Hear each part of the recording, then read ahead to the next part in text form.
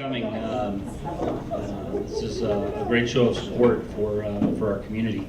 I'm Kevin Walters. I'm the superintendent president here at Hancock College, and it's really an honor to have all of you come and speak to this this important topic. That if we can't develop our workforce and provide our employers here with an educated workforce, then our economy is never going to gain any traction. So.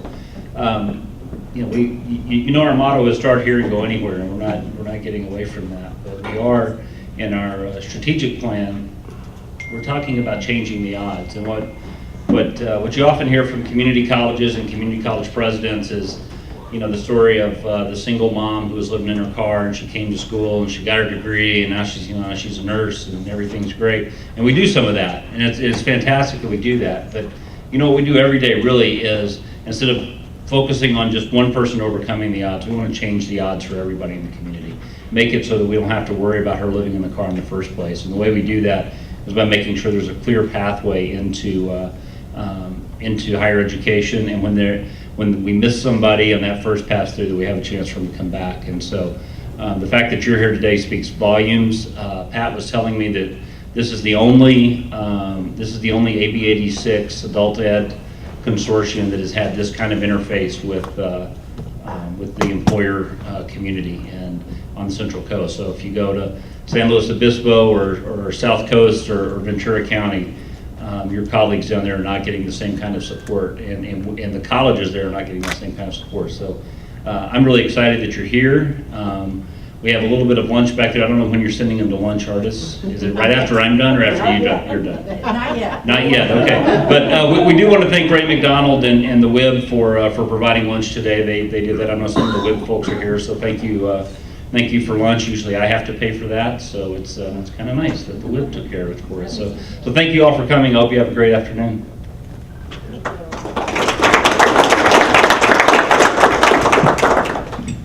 Thank you, Kevin. What we'd like to do now is very quickly go around the room to see who's here. And if you would give your name, who you work for, whether you attended Hancock College at any time in your life, and here's the one to think about, your first job as an entry-level employee, because that's what we're going to be focusing on today, and nothing is too embarrassing. I will start, and you need to do it kind of quickly. So I'm Artis Nielsen. I work for Hancock College. I'm an academic dean. And yes, I am Hancock alumni. And the other thing, I started at age 13, south side of Chicago, as a dog kennel maid. And I was delighted because I liked animals and made minimum wage.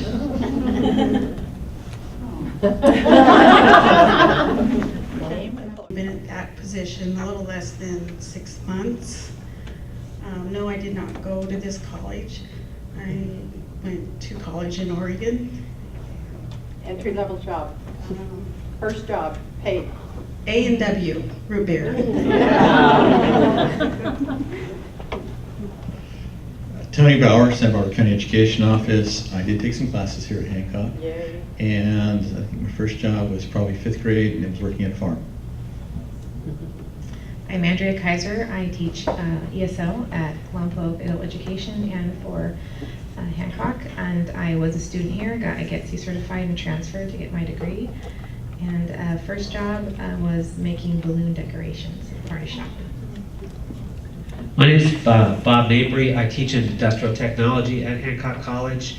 I've taken some classes here, and my first job was working in the automotive department at Kmart. Hello everybody, my name is Ed Gonzalez and I'm a Vice President for Human Resources at Dignity Health for 5 of our hospitals up and down the Central Coast. And I have not taken college courses here. I did take a college course at Ventura College, and I have been a WIB member for about 6 years. And first job, deckhand on a sport fishing boat when I was 13. Okay. Hello, I'm Andrea Schacht, and I manage adult services for Tri-County's Regional Center for Adults with Disabilities. I didn't go to school here. I was raised in Pasadena area, and my first job was working for the Sheraton Hotels as a telephone solicitor for their dinner club cards, and I got to talk to a lot of really nasty people in business. It was an education, that's for sure. And my first job was picking grapes in the fields. Good afternoon, everybody. My name is Grace Shock-Manzano, and I'm with the Employment Development Department. I'm the office manager for Santa Barbara and San Luis Obispo counties. No, I didn't have the pleasure of coming to Allan, Hancock. I'm from New York, so I went to Lehman. My first job was with CETA, and it was in a photo studio counting out the pictures. You know, it was great. I loved it. But it set my course in terms of my career. The education program here at Allan Hancock. I started college here at Allan Hancock, so start here, come back eventually. My first job was working retail here at Montgomery Wards. Oh, wow. Diagnostics. I did not attend Allan Hancock. I grew up in the San Bernardino County area. My first job was a hostess at Vince's Spaghetti, a little family-owned spaghetti restaurant in Southern California. Excuse me, please. My name is David Hernandez, and I'm the career counselor here at Allan Hancock College, and I did attend and transferred, and my first job was a sandwich artist at Subway.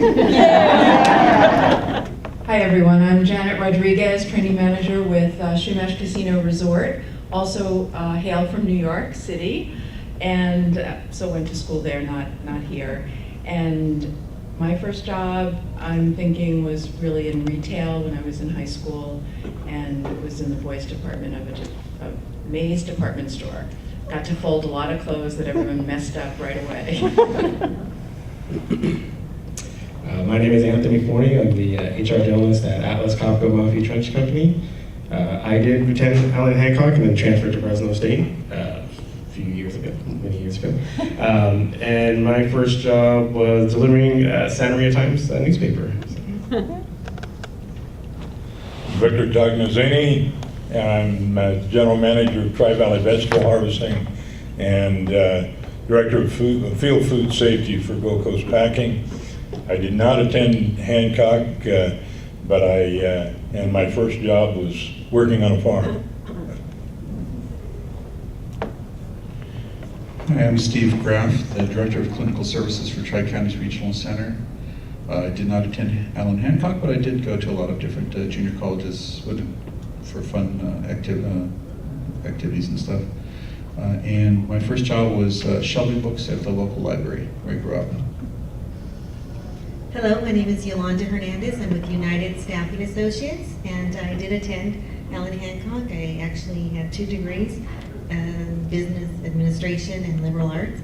I transferred to Cal Poly after that. My first job was ironing shirts for a tuxedo shop. Hello, my name is Jared Randell. I'm the store manager of the Lompoc Walmart. I did not go to Allan Hancock. I'm from North Dakota, so I went to Dickinson State University of North Dakota. And my first job was an assembly line duty, and I was putting on backsplashes on countertops. My name is Bob Weir. I'm the coordinator of the Culinary Arts Program here at Hancock. No, I did not go to Hancock. Was a dishwasher in a college cafeteria that served 3 8-story buildings. I hate dishes. Hi everyone, my name's Evelyn Maldonado. I'm a human resource generalist for the West Coast for FedEx Ground. My first job was a part-time bank teller, and I did not go to Hancock, Allan Hancock College, because I'm from the Inland Empire, so I went to school out there. Thank you. Suzanne Valerie, I'm the director of the grants office here at Hancock College. I went to school in Massachusetts, and my first job was a floor clerk in a 5 and dime. Hello, my name is Virginia Sanchez, and I work for BTC Enterprises. My firm is called Employment Solutions, and I am from Mexico City. Most of my education was done in Mexico City. I did took a couple of classes here at Hancock. I took English as second language. I took sign language and also critical thinking. Good afternoon. My name is Mary Coggins. I'm the principal of Lompoc Adult Education. Yes, I did go to Hancock. One of my first jobs was a cashier at Kmart. So, welcome to Kmart. My name is Mike Welch. I'm in HR for Hardy Diagnostics. I did not go to Hancock, but 3 of our kids have come through Hancock. Let's see, first job I was gonna say janitor, but I forgot I did have a paper route before that. Hello, I'm Kelly Underwood. I'm the interim HR director for Hancock College, brand new. I did not attend Hancock, but I am a community college product of community college education. So I've taken beekeeping. That counts, right, artists? My first job was as a medical records clerk. I'm Linda Hillman, Deputy Director of the Santa Barbara County Workforce Investment Board, and I never attended Hancock. I grew up in LA and attended Cal State Northridge and then Syracuse University and then Loyola Law School. My first job was entrepreneurial. I organized a summer preschool for younger children in my neighborhood. My name is Patty Grady. I'm Assistant Superintendent of HR in the Santa Maria Bonita School District.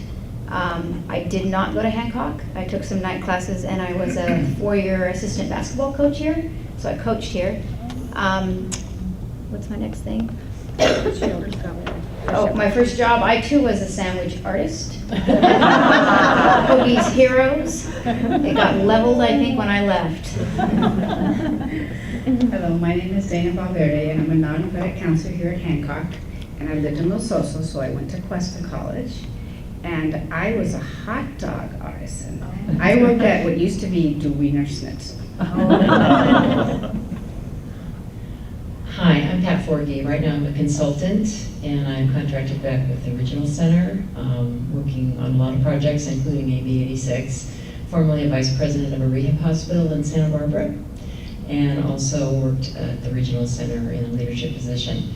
I did not go to Allan Hancock. I'm from the Midwest. I went to the University of Kansas, go Jayhawks, and University of Michigan, go Blue.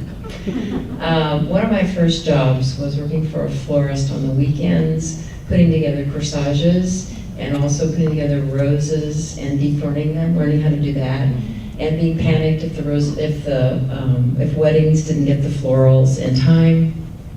Actually getting in my own car and taking the flowers to the different locations. So I learned a lot about from start to finish on products. Hello, my name is Serena Martinez, and I'm the Senior HR Generalist at CAP Zodiac. And my first job, I did not attend Allan Hancock. I'm from the Fresno area. My first job was working at Arby's. I am Nancy St. Jane, and I'm the Department Business Specialist representing CalWorks and the Workforce Resource Center. And did I attend Hancock? No, I did not, but I sent hundreds, if not thousands, through the door here when I started as a social worker with the county. So I had a lot of my clients. So I'm really a real believer in the educational system here. My first job is as a waitress in my aunt's restaurant, and I hated it. My name is Greg Johnson. I work for FedEx Ground, Senior Manager here in Santa Maria. I did not go to Allan Hancock. I graduated at UC Riverside.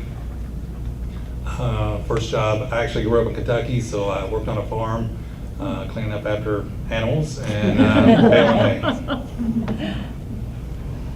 Hi, I'm Mona Baker. I'm the manager of the Workforce Resource Center, or One Stop, or America's Job Center of California, or whatever you want to call us today. We're branding.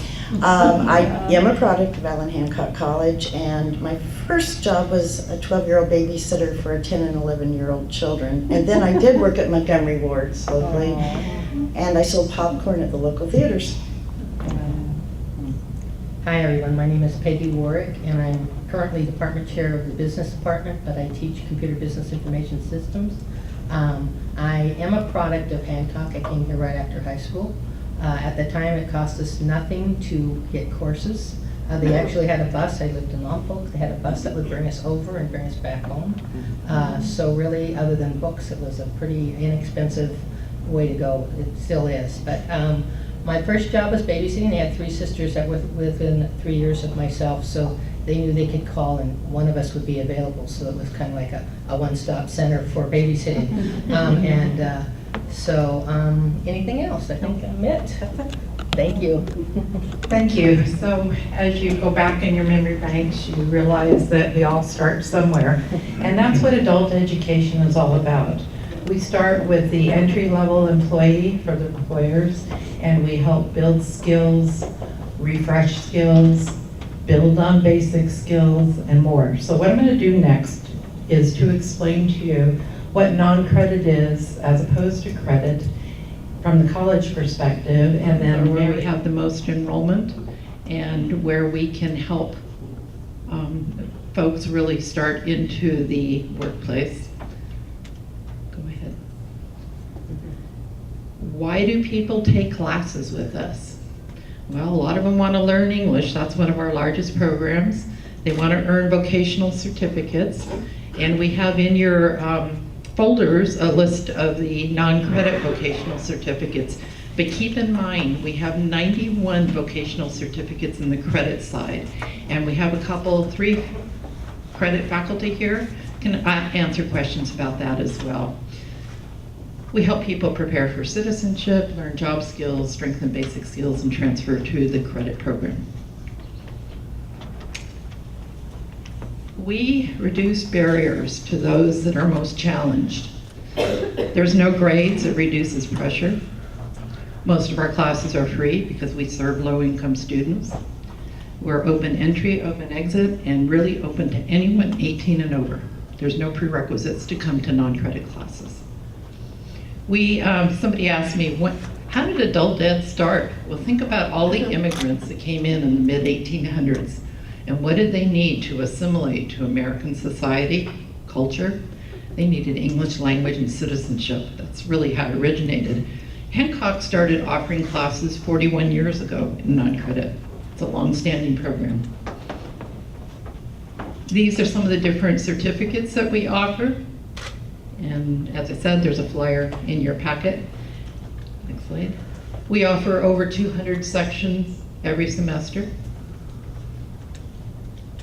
We employ over 90 part-time faculty, 40% are bilingual. Many of them have BAs, BSs, and master's degrees. But in the vocational areas, we do hire with less educational qualifications. We bring in about 10% of the colleges with FTEs. This is how we're funded. And we're in the top 15 to 20 statewide of the community colleges in terms of size of non-credit programs. We're a college within a college. We register, we process, and for those of you in the process, 21,000 registrations a year. 80% of those are paper and pencil, because who are we serving? People with literacy issues. So even though we're online, it's a challenge. You can see our age breakdowns, and we primarily have a Hispanic enrollment, more female. Why are we here? I think I've already addressed this. We have very poor residents, low educational attainment, and we're here to help them enter and improve. Excellent. We're throughout the community, not just in Santa Maria. We have a campus in Lompoc, and we're in almost any facility that we can find classroom space. So we're throughout the district to make us accessible. We like to partner, and I won't spend the time to go into these, but all 3 of these are very important partners in our program, and we're always looking for more. That's one of the projects that we worked on to reach out into the northwest side of town. Most crime, most low income, and we did exceedingly well there and continue to. Next slide. Just looks what our facility looks like.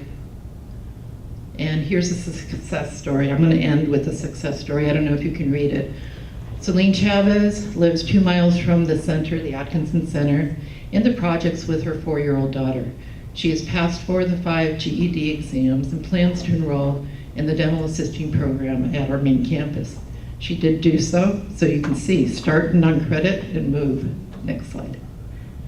And here's another one. When Marcela Hernandez, a single mother with her own cleaning business, passed the 5-part exam, she cried and then called her father in Mexico to tell him the good news. Obtaining a GED was a personal goal for her. She also did it to set an example for her 11-year-old daughter. This is what we're all about. Thank you. Now I'd like to bring up Mary, my fellow Kmart worker. Different times. And I worked there when there was so limited technology where you push the buttons and then pull the lever. Lompoc Adult Ed. Our motto is learning for life, and truly we have a range of students and we are really reflective of our community. And this is our facility, and we share the campus. It's the El Camino Community and Advantage Center. Currently, we house several different agencies, and we're expanding because we truly believe as a community that lifelong learning begins and it continues. Previously, at the Lompoc Adult Center, we offered these particular areas. Right now, we have pared it down to the essentials, that being ESL and GED, high school diploma credit recovery. There to finish so that they may continue on with post-secondary or vocational training, or for those lifelong learners that are choosing to come back and complete their high school diploma. Both groups have a goal, and that is to attain some possibility for their future. And this is what I've just explained. We also are looking at incorporating not just high school diploma, but passing the CASI, which is the California High School Exit Exam. And also now we're looking at the TSET, which will replace the GED. We also continue to provide the CPR first aid program, and this is an offering that we give not to just our community, but also for our Lompoc Unified School District employees. I need to clarify one thing. We are adult education, but we're unique. We are part of the K-12, or the kindergarten through 12 Unified School District. We are the only agency or program or school in the North County. There aren't any others. We have students that come from Santa Maria and outlying regions to our school to get their high school diploma. We also have ESL classes, and they are leveled, beginning and also advanced or intermediate. And then we also encourage our students through lots of mentoring and navigation to continue on, and we promote Allan Hancock as our partner. This is a presentation of part of our ESL group.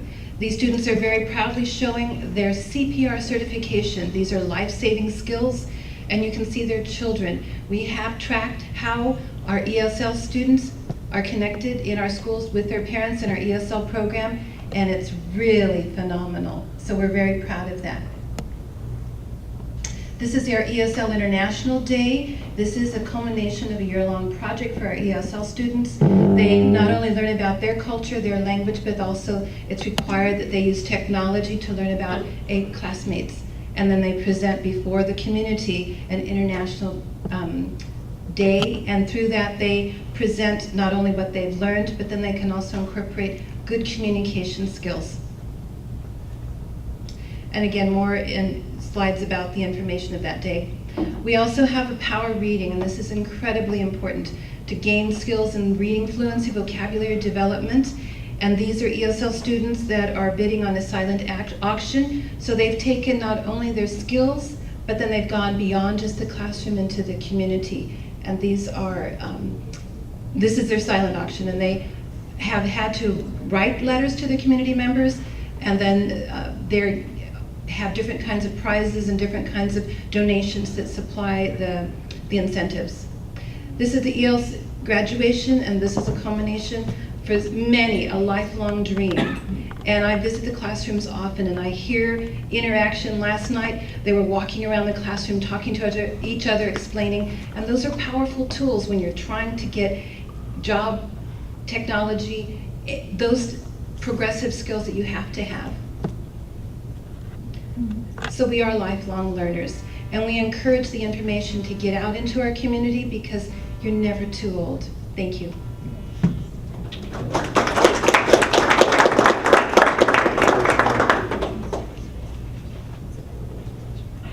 We're going to take a break now for lunch, but before you get too excited, we'd like to ask that you get your lunch, come back. We'll give you about 10 minutes to do that and get settled, and then we'll have a little bit of a working lunch because we have a video to show you and a PowerPoint that we'd like to share with you on this National Workforce Readiness Certificate. So please, there are two sides to the buffet. Just take a plate and take what you like and come back to your tables. It looks to me like you not all maybe got the message that there's a number on the back of your name tag, and that's the table at which you should be for the breakouts. So if you want to sit wherever during the lunch period and watching the video, that's great. But when we get ready for the breakouts, we'd like you to be at those tables because we were trying to split up the employers, so there would be for sure an employer or two or three at each of the tables. So thank you very much. We'll get back with you in about 10 minutes. Janet, but if you see something that interests you in here, we can definitely give you the link, send you the PowerPoint. We'd be glad to.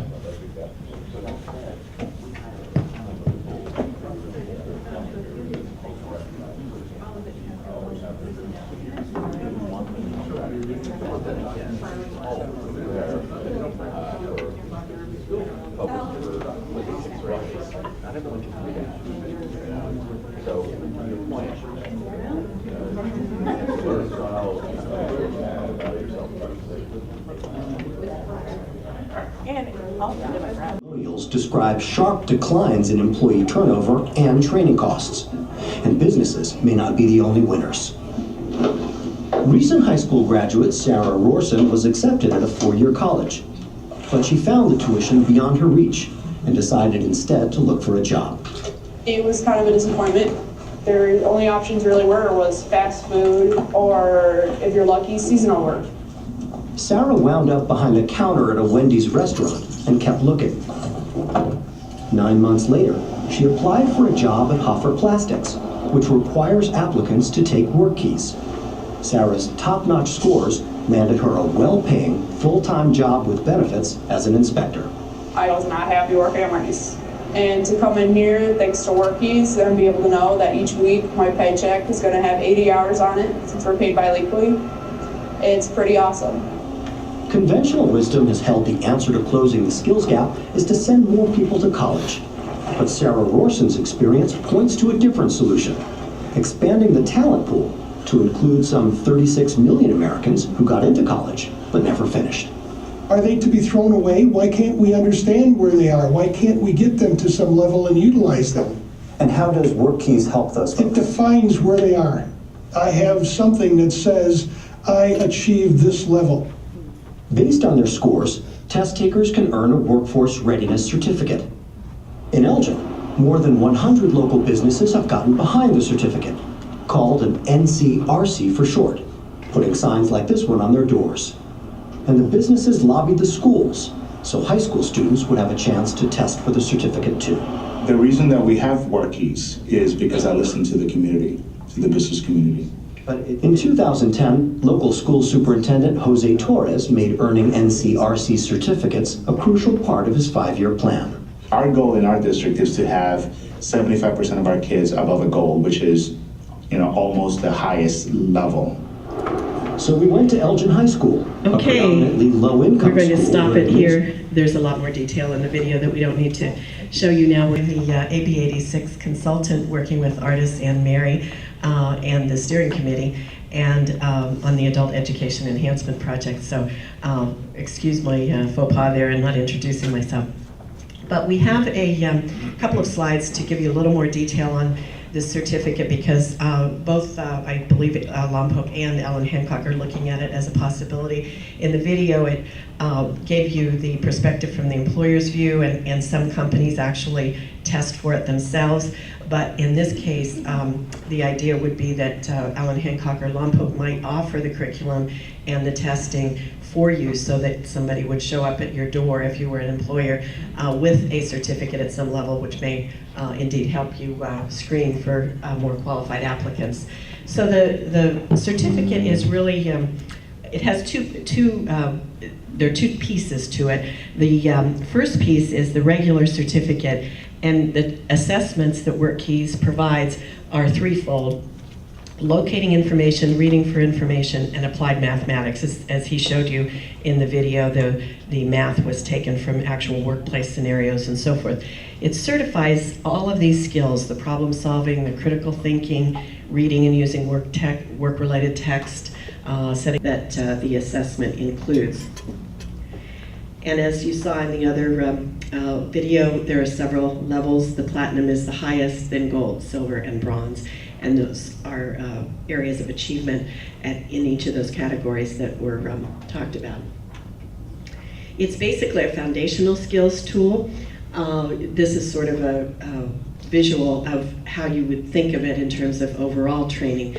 The National Career Readiness Certificate would be at the bottom, covering the pieces that were discussed, and then the occupational training and job-specific training would be at a little bit higher level or more specific level. Not necessarily higher, because some of the platinum, for example, goes pretty high, but it isn't specific to a job. It's more across industry. In addition to the regular National Workforce Readiness Certificate, there's something called the Plus, which focuses on the soft skills that so many employers are interested in. And this assessment includes talent, performance, and fit. It ranks individuals in 4 soft skills categories: work discipline, teamwork, customer service, and managerial potential. So we're only going to go through one of those just to give you an idea, because we aren't really sure that either of the adult school providers are going to adopt this. That's part of what they're finding out today, is whether or not some of the things you come up with as the things you need might be in good alignment with this. Well, this is just, next slide please. That was just how it's, next one, I'm sorry. One of the 4 was workforce or work discipline index, for example. So that particular assessment would reflect how an individual demonstrates dependability, for example. And the traits then that it goes through for the dependability and that piece of it would include some of these. So it kind of shows you the levels that it addresses. Thank you, Yessie. So now, what we would like to do is, are there any questions about that? I'm not an expert on it, so I may not be able to answer them, but we could certainly get you an answer if you needed one. How many of you in the room are familiar with that certificate? Any of you?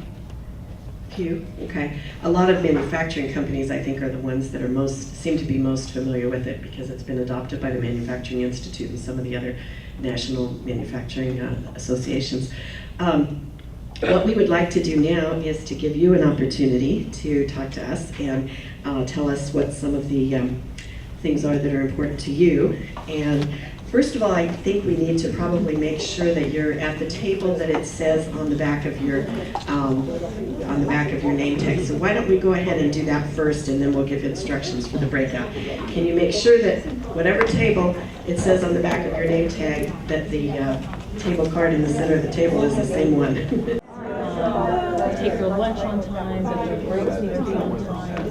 So, in regards to this, we try to identify the 5 what are common skills or knowledge differences and I mean, I'm just really simply hired by various ways. So, I don't know what level of high quality work you must be seeing trends of what you're seeing. Yeah, I could validate, because we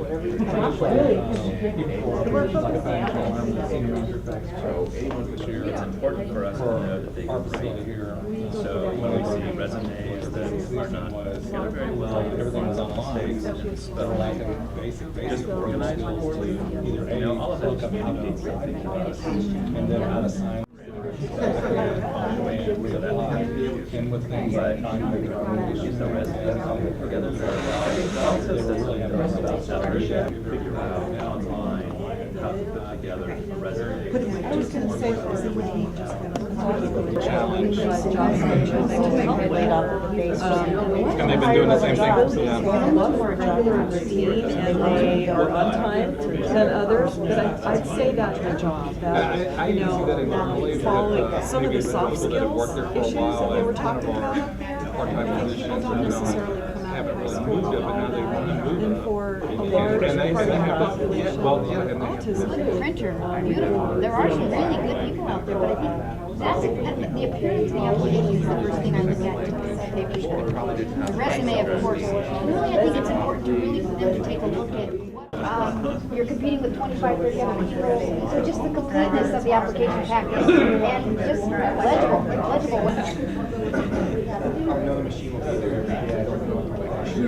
Okay, so that absenteeism.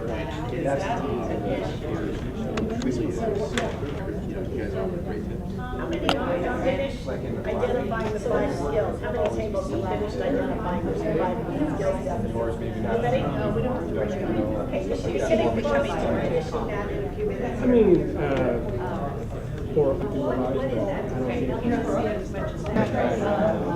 to work well with others? That consideration. So, Who's going to work well with your team?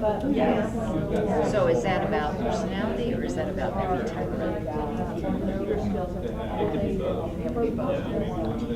So we're looking for.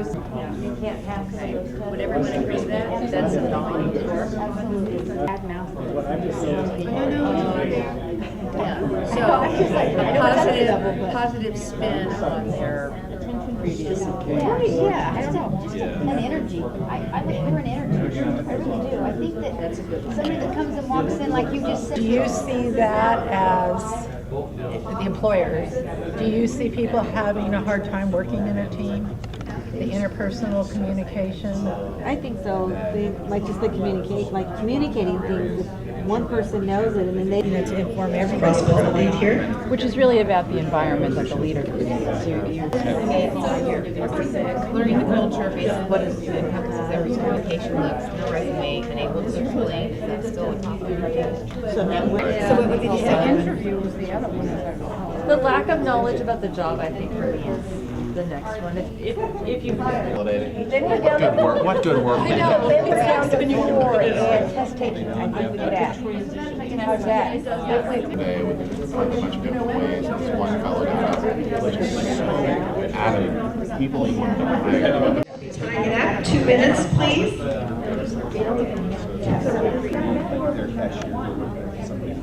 I might have some more insight they might like to add. One of you want to be the leader. Yeah. All right, can we have your attention, please? Okay, we have one recording right now. Parking lot, let's go. Okay, excuse me just for a minute, Nancy. Are all the tables finished now? Yeah. Okay, great. Okay, Nancy? Hello, okay. Who did you have at your table, by the way, for employers? I have FedEx Ground. and Zodiac. Great, okay, two good employers. Okay, what we agreed to is we felt that that the applicant lacked basic computer literacy and a mixture of basic skills. The example that we discussed was, we went from paper application and more so now to online applications. So the employer are seeing a drop in applicants when it's a move to electronic. Either they lack computer skill, so they're not able to fill the online app, or following up with follow-up instruction, like to submit an I-9 or additional paperwork and stuff like that. Kind of a few things coming under the topic of writing. That could be the way that they've structured their resume. If we're asking for a writing sample, how is that put together? The status of their application, if it's illegible or in some other way, just the way all of that is presented. If we get someone who says, yeah, I'll get that to you later, that's a ding too, because we really need that now, and everyone else got that to us now, so we're looking at them. So there are a few different issues going on there, but writing, being able to communicate in writing effectively and understanding the context and being able to communicate appropriately for that context. We also talked about, several of us have a basic skills test.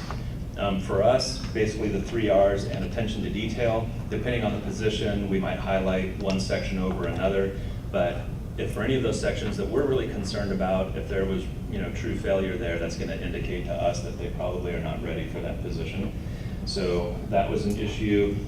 Third, if someone isn't putting forth effort to understand, just the basics about our company or what the job is, they just come in and you can tell they just haven't thought about it at all. Hey, what do you think we do here age? We're probably fooling of ourselves if we think we're going to see it later. Integrity, honesty, certainly that comes if we're asking people to report on whether or not they have a previous misdemeanor or a felony conviction or anything like that. And they're saying, no, I don't, and then you find that there is one, that creates concerns. We've had it before where people say they have a certain degree that's required for the position. We do a check and we find out, no, they don't. So that's a problem. So we also kind of, as more sort of in with a whole group of soft skills, personality, fit, enthusiasm, how much energy does this person, do they even want the job? I mean, do you think they do from the way that they're talking to you in the interview? Because somebody does, and if they don't really seem to want to, I kind of wonder how much they're going to care about doing the work once they're there. Finally, professional attire, being prompt when it comes to the interview part. Again, I don't know, I mean, there's certain standards, and people know what those are, and if they violate those, you just kind of think, I don't know, this is about the best it gets. And so, if you're wearing your pajamas to the interview, I'm not expecting a lot after that.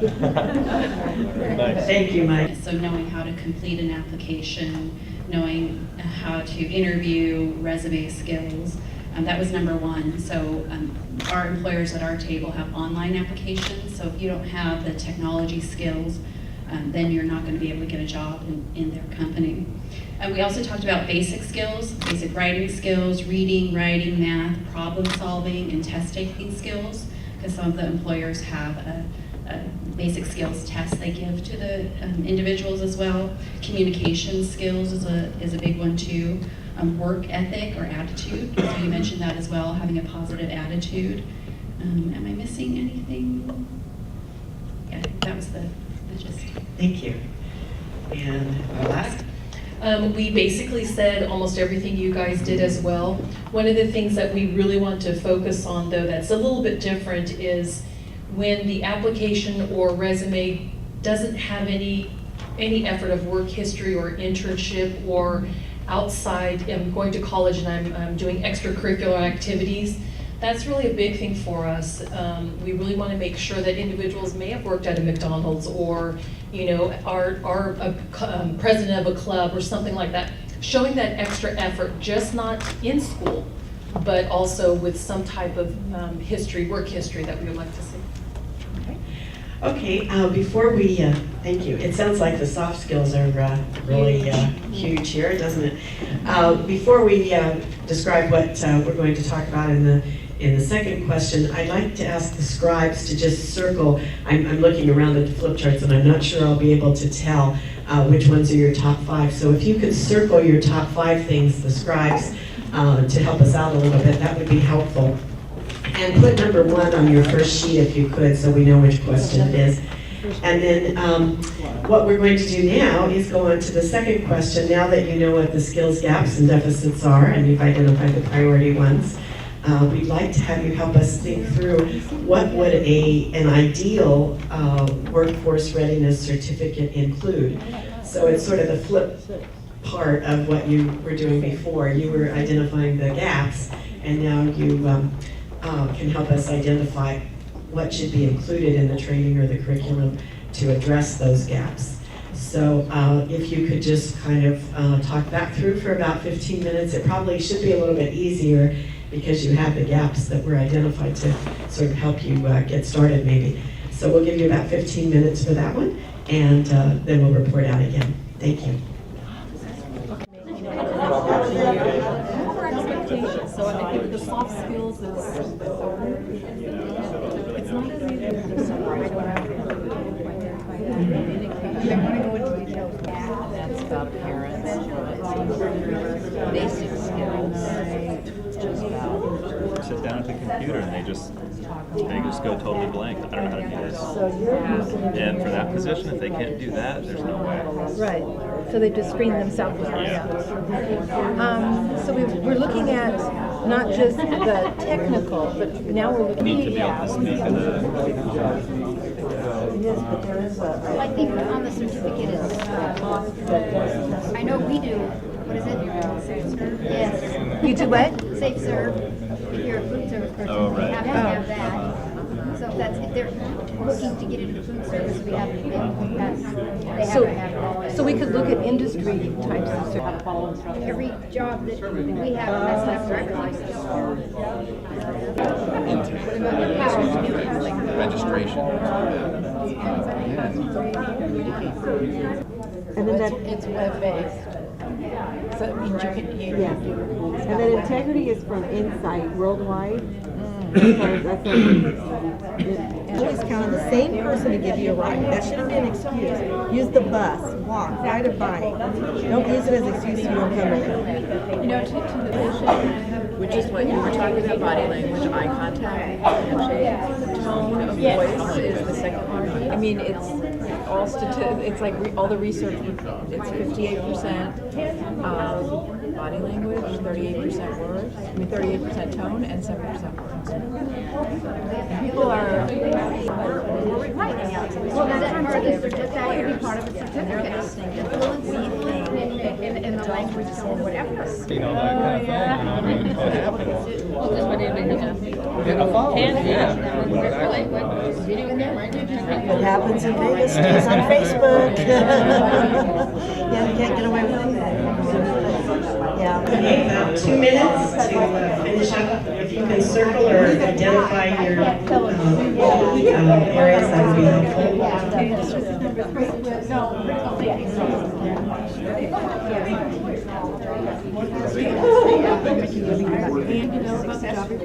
I think that's a big step. The ideal, would they need to know something?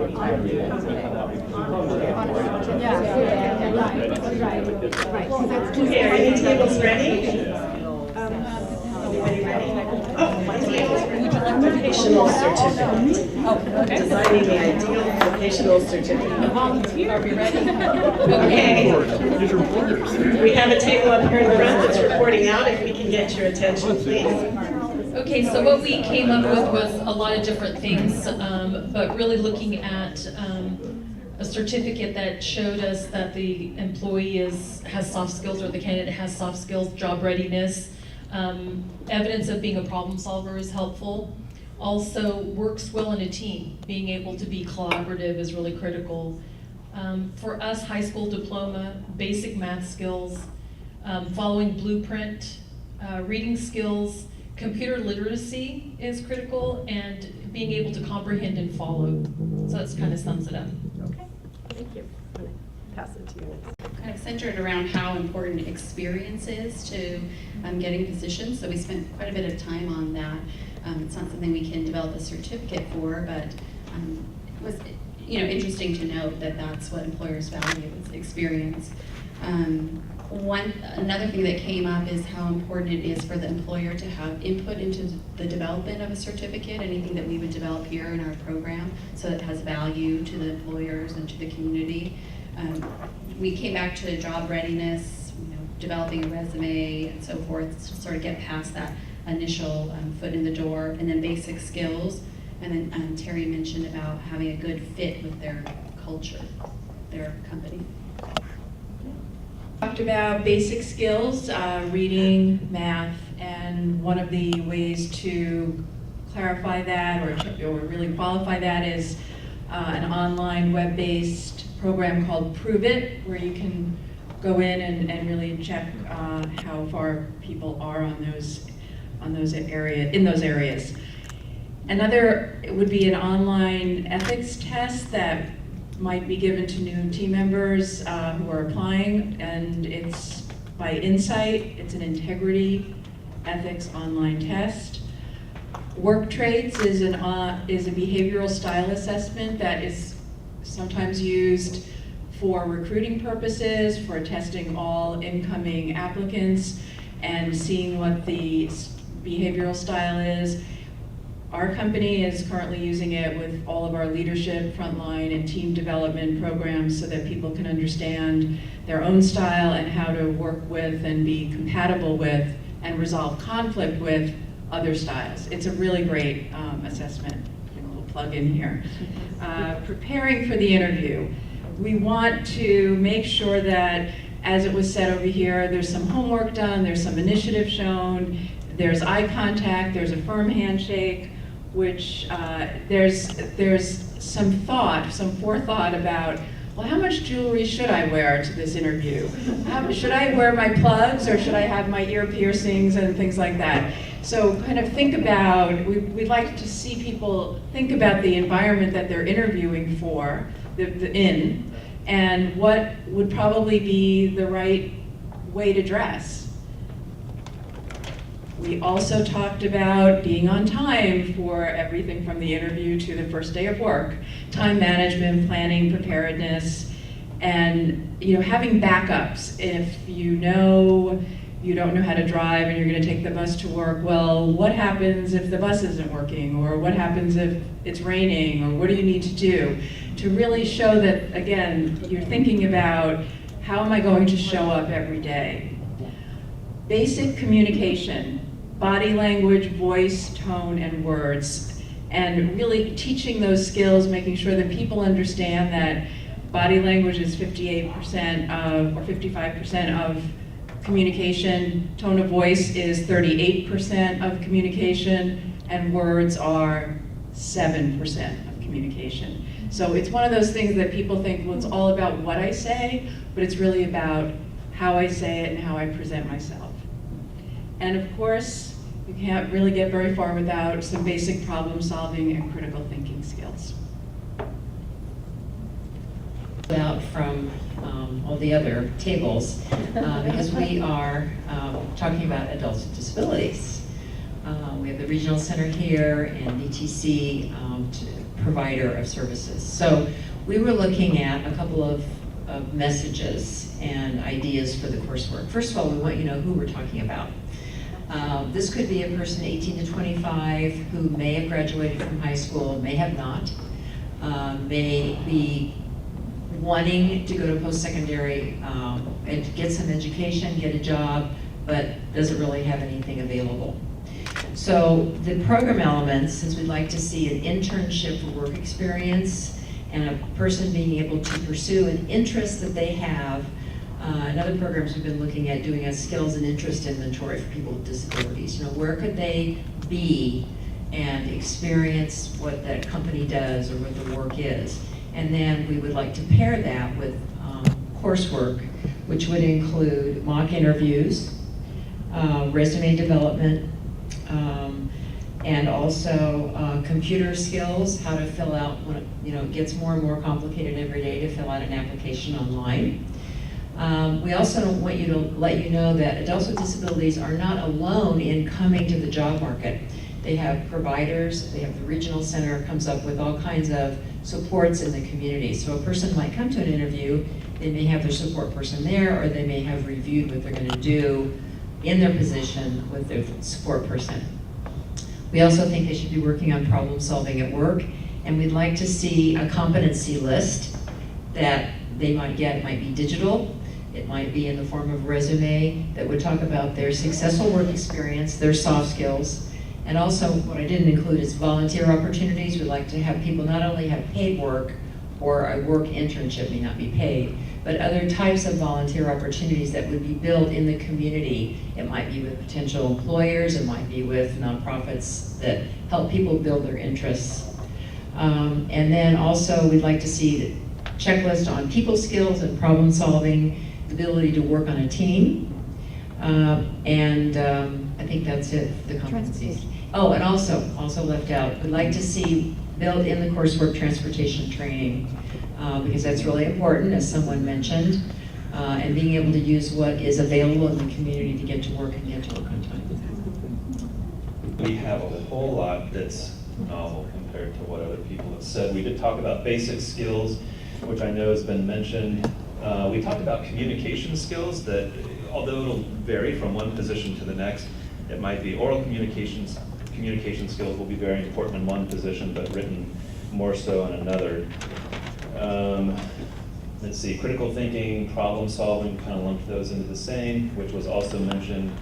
And then we finished off with, let's see, basic computer skills, including quite a few of us have at least a few positions where we actually require typing speed. So we only got to 4 though.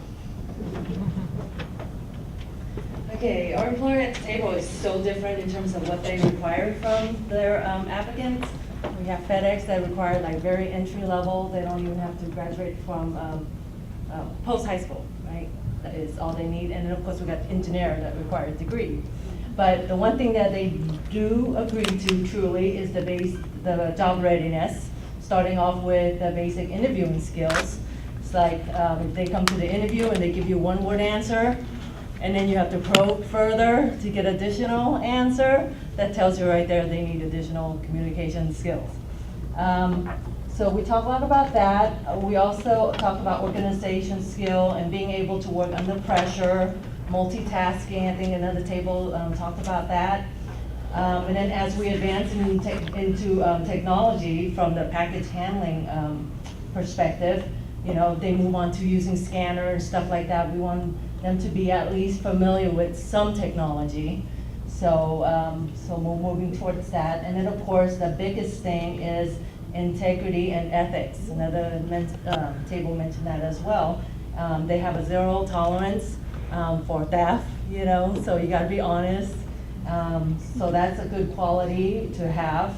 We're not quite sure how you can measure that, but I think the NCRC talked about that soft skill test a little bit, and they have that component in there also. Okay, we promised to get you out of here at 1:30. We're going to do it. We tried to exercise our time management skills. I want to thank you all for being here and remind you in the back there are some spectrums. This is adult ed for Hancock College, non-credit classes. There's some brochures. My business card is inside your folder. If you have some thought at midnight as to how Hancock Community Ed can help you, call me, email me. I'm always open to talking with employers. We really, really thank you for being here, and then Mary's going to have a few comments too. I ditto that sentiment. Remember, we're preparing all types of potential employees for jobs now, and giving them education now that's going to change. And we're possibly educating them for jobs that don't even exist. They're your employees. So we encourage you, communicate with us, visit us at lusd.org, specifically Lompoc Adult Ed. Again, if you have any comments or suggestions, but thank you so much. We value your continued partnership with what we do. Thank you. I just want to thank people like Janet and our student worker in the back, Kevin, for photographing this and videotaping it. And I want to let you know that we may be submitting a video to the state legislature in advocacy for adult ed funding. So if anybody has a problem with photographs, anything you said, contact me now. Otherwise, you're in the public domain. And Kevin has done an excellent job. And I want to thank the AB86 Adult Ed Steering Committee for helping put this whole event on today. Thank you. Bye-bye.